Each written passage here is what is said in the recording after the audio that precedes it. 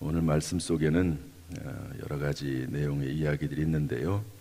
첫 번째로는 유다가 예수님을 배반하는 내용이 나옵니다.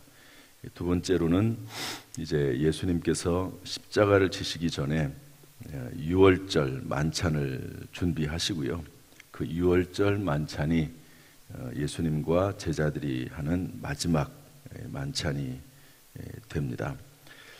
원래 유월절 만찬은 금요일이거든요. 그런데 지금 이때는 목요일입니다. 그래서 대신 이제 성만찬의 법을 제정하게 되는 아주 귀한 시간이라고 볼 수가 있습니다. 이 말씀 속에서 먼저 읽었으니까 내용은 다 아실 거라고 보고요. 또 새벽기도에 나오시는 성도님은 이 내용은 어느 정도 알 거라고 봅니다. 그래서 몇 가지만 뽑아서 좀 살펴보려고 합니다. 우리 3절 말씀 읽어보겠습니다. 3절 다 같이 읽어보죠. 시작. 12 중에 하나인 가룟신이라 부르는 유다에게 사탄이 들어가니. 여러분, 사탄 마귀는 눈에 보이지 않죠. 사탄 마귀는. 그런데 여기 말씀 보니까 눈에 보이지 않는 그 사탄이 그 사람의 속에 들어간다, 그렇게 표현되어 있거든요. 들어가기도 하고 나오기도 하고. 어떤 영안이 열린 아주 유명한 분이 이런 얘기를 하시더라고요. 이분에게 이제 귀신, 영적인 그 세력들을 볼 수 있는 눈이 열렸어요. 그렇게 보니까 귀신들이 많이 있는데 그 귀신들이 사람 속에 들어가기도 하고 나오기도 한다 하는 것을 그분이 봤다고 그래요. 너무 막 그런 것들이 신기하기도 하고 그러니까 좋을 수도 있지만 이게 살 수가 없는 거죠. 한번 생각을 한번 해보세요. 그냥 지나가는데 귀신들이 왔다 갔다 하고 또 사람 속에 들어가기도 하고 나오기도 하고 하는 것을 본다고 생각을 해보십시오. 그 생활이 제대로 되겠습니까? 그래가지고 하나님에게 다시 기도를 해서 하나님 좀 안 보이게 해달라고 그렇게 했더니 어느 순간 사라졌다 하는 이야기를 들은 적이 있습니다. 사탄이 사람 속에 들어가기도 하고 나오기도 한다 하는 것을 알 수가 있지요.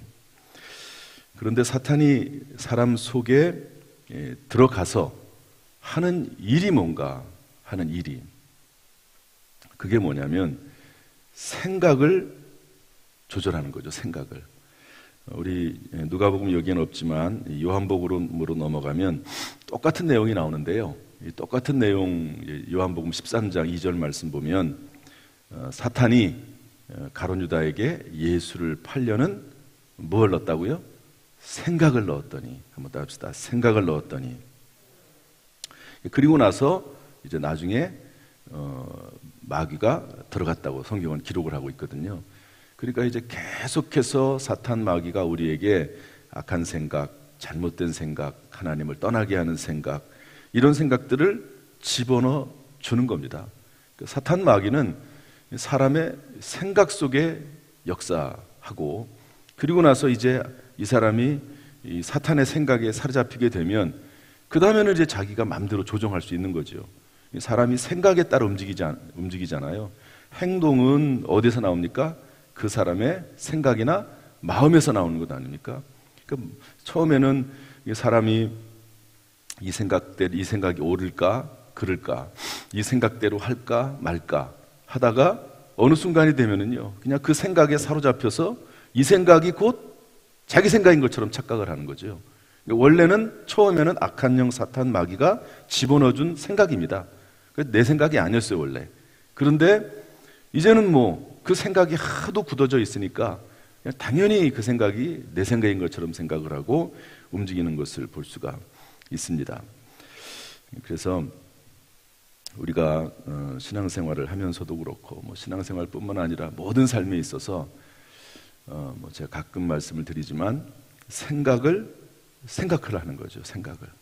생각을 유일하게 자기의 생각을 생각할 수 있는 사람은 사람밖에 없습니다. 생각하는 거죠. 동물들이 자기의 생각을 생각합니까?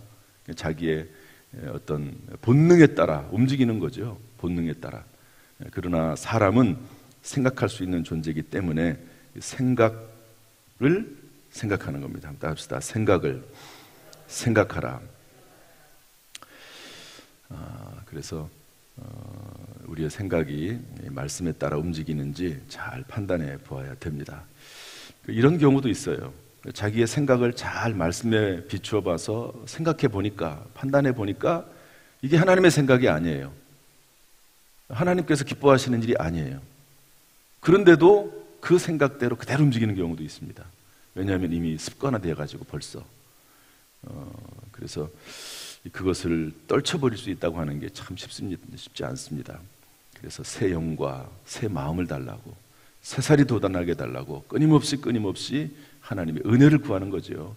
이면에 있어서도 은혜 아니면 살 수가 없는 겁니다. 한번 합시다. 은혜 아니면 살 수가 없다. 하나님께서 우리의 생각도 하나님께서 도와주시고 또 지배해 주시고 성령께서 우리의 생각을 사로잡아 주셔서 온전히 우리의 생각이 하나님을 향할 수 있도록 주께서 도우시기를 주님의 이름으로 축복합니다.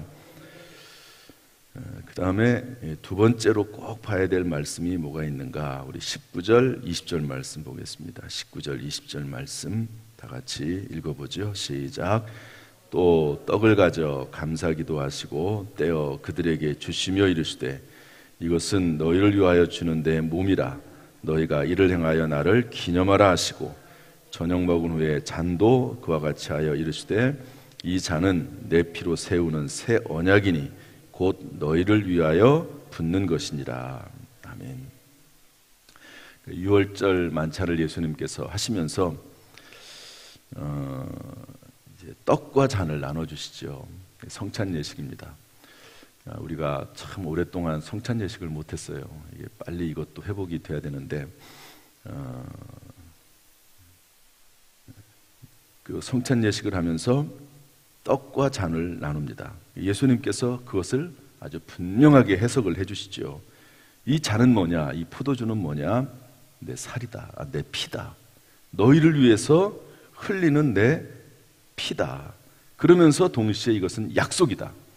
여러분, 예수 그리스도의 보혈은 우리에게 약속이 되는 줄로 믿습니다.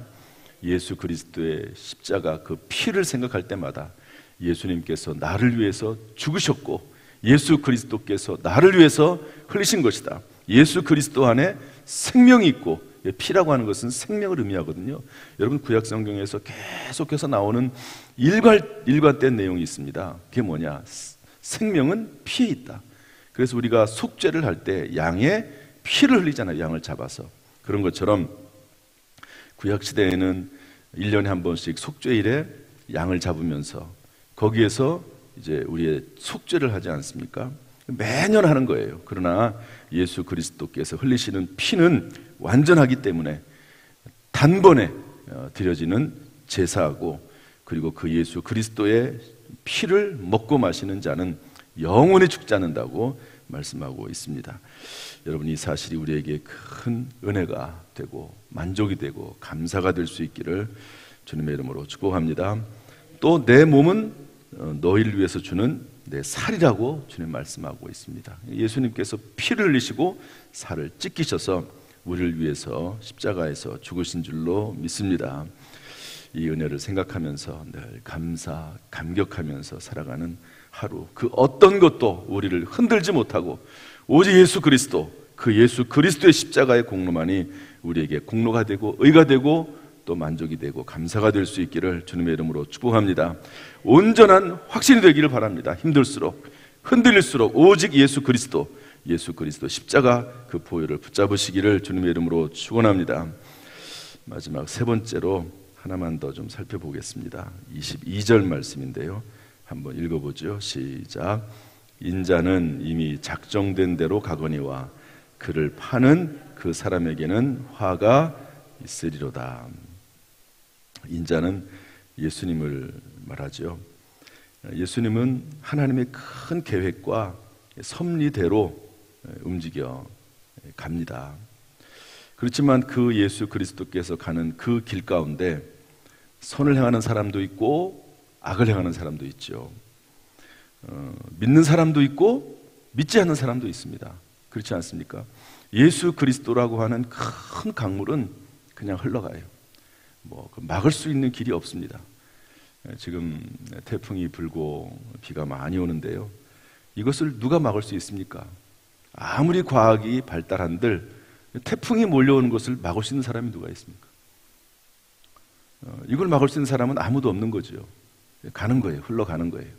그런데 그 안에서 그 태풍의 피해를 그래도 막는 사람이 있고 어느 정도, 또 그리고 그 태풍의 피해 안에 들어가 있지만 피해가는 사람도 있고, 또 그 안에 완전히 빠져들어가는 사람도 있습니다.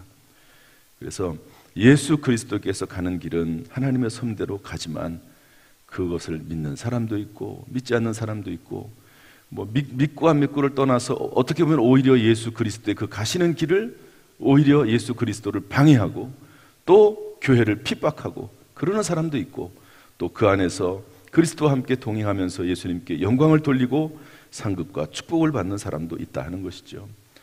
이렇게 비가 오는 중에도 새벽에 나와서 하나님 앞에 기도하는 사람들이 있는 것이고, 또 하나님을 더 찾고 간절히 찾는 사람들도 있습니다.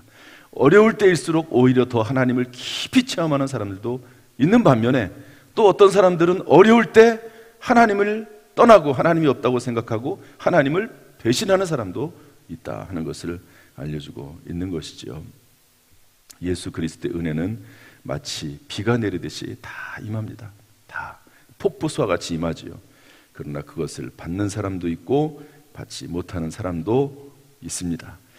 오늘 이 시간에 우리가 주 앞에 나와서 기도할 때마다 주의 은혜가, 폭포수 같은 주의 은혜가 우리 가운데 충만히 임하기를 주님의 이름으로 축복합니다. 하나님이 은혜를 베풀어 주시어서 그 은혜가 참으로 우리의 삶 가운데 온전히 적용이 되게 하시고 늘 그 은혜로 살아가는 저와 여러분 될 수 있기를 주님의 이름으로 축복합니다. 화가 임하는 것이 아니라 시편에 나와 있는 하나님의 복, 시편 1편에 나와 있는 복 있는 사람들의 그 놀라운 은혜와 축복이 우리 모든 성도들에게 주어지기를 주님의 이름으로 축원합니다. 기도하겠습니다.